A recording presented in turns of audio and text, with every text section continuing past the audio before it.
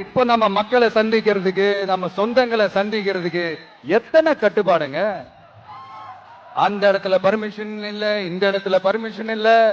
ஆனா அதுக்கான காரணங்கள்லாம் நீங்க கேட்டீங்கன்னா சொத்தையான காரணமா இருக்கும்.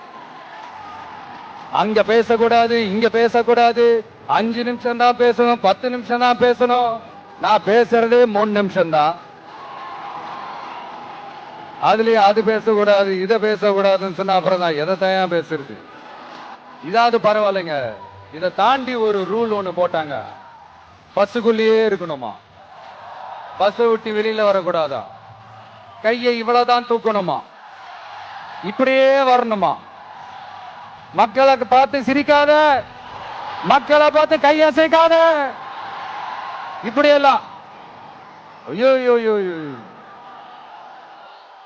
நானும் என்னவோ ஏதோ நினைச்சேங்க.